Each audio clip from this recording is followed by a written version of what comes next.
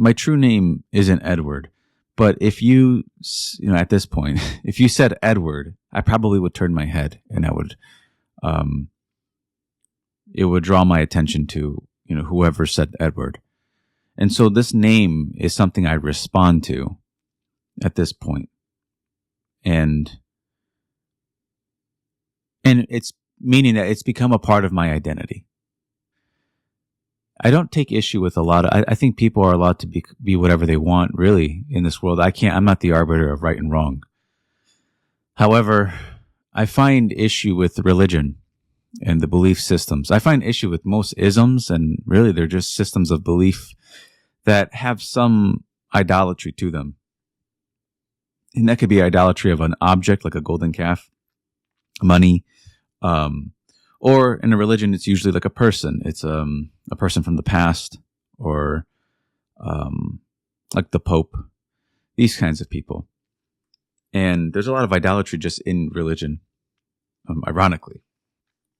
But most religious people think the same. They all think they're going to go to heaven, and they all worship their God in the way that they think is right. And yeah, in the depths of themselves, they think they're going to go to heaven. Even if you're bad, you still think you're somewhat, you hope you're going to go to heaven. But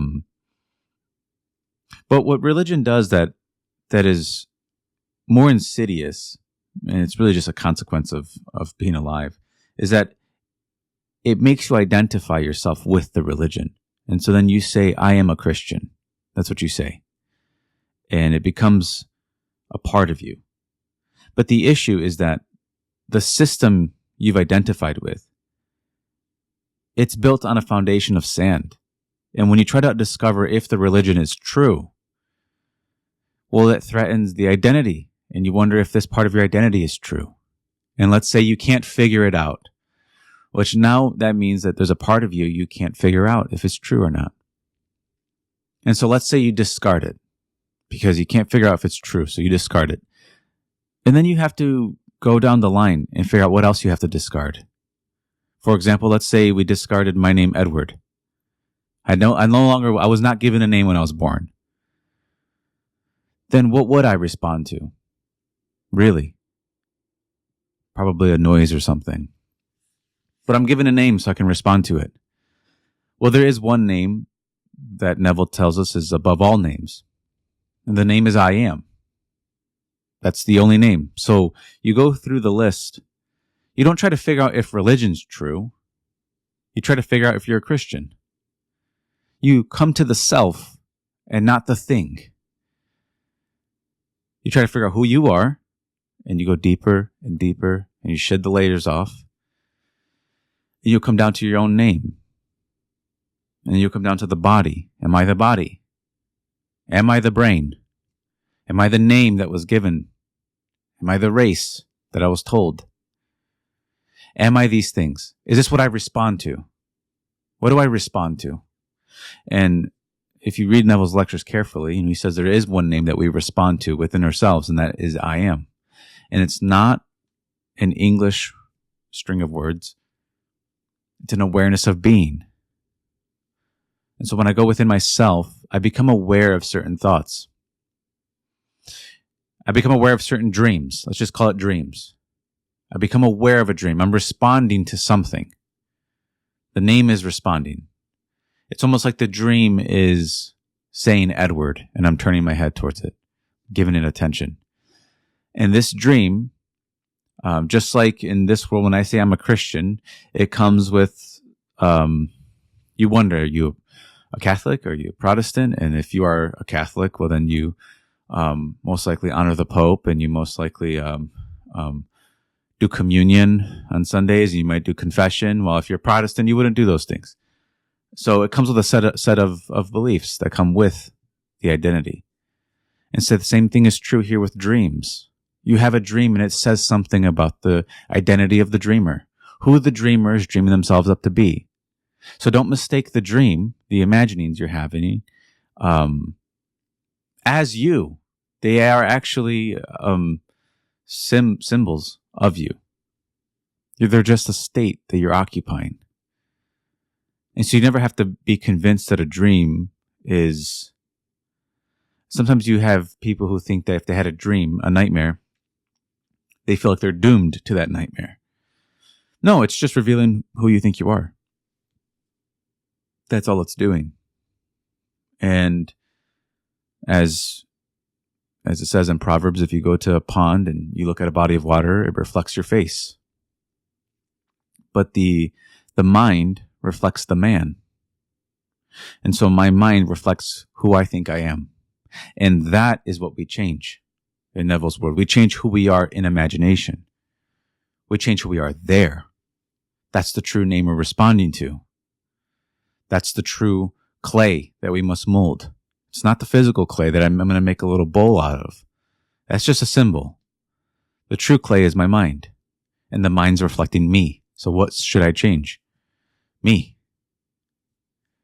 If I want to change my mind, I must change myself. There's no one or nothing to change but self. So all day long, people will try to shift they flip their thoughts all day long, focusing on thoughts. But they're revealing something about you. How do you actually see yourself? What are you aware of being? That's the name. That's your Edward. That's the true name of life. If we removed every single name, every single identity, every system of belief, you would get at least closer to the core of yourself. And it has a name. And it's I am. It's not he is or she is. I must not change their minds. I must change my own. And I change my mind the best by changing myself. I change myself on how I see myself. I no longer walk by my eyes and my sight. I have faith in the name. And the name's about me. And so while right before in the beginning of this video, I was unsure of being a Christian because I don't quite know what that means. I don't know if it's true. I do know what I want to be. I know what I want to be aware of.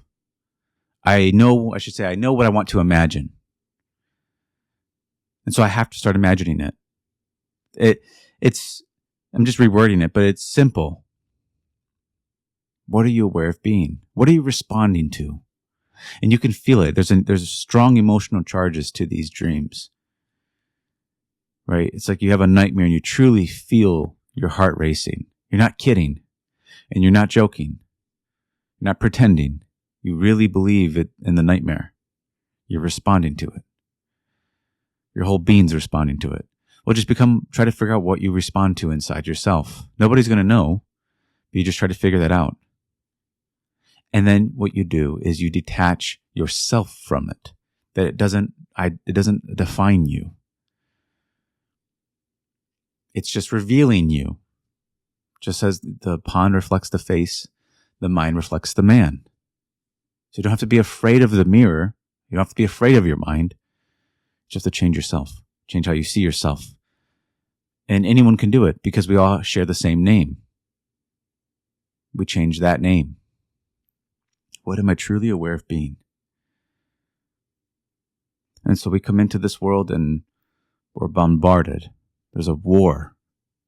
A true war of your mind. And you get told you must bow to this God. This is some man-made thing. So this sculpture, you must bow to it. That's what you must believe in. That's what you must have your faith in. That's what you must have your hope in. Hope to go to heaven. Believe in the right God and worship him the correct way. And I never agreed with it. I never understood the point of that. There's only one name. If the name is not Jesus, it's I am. That's the name. So if you're not worshiping that,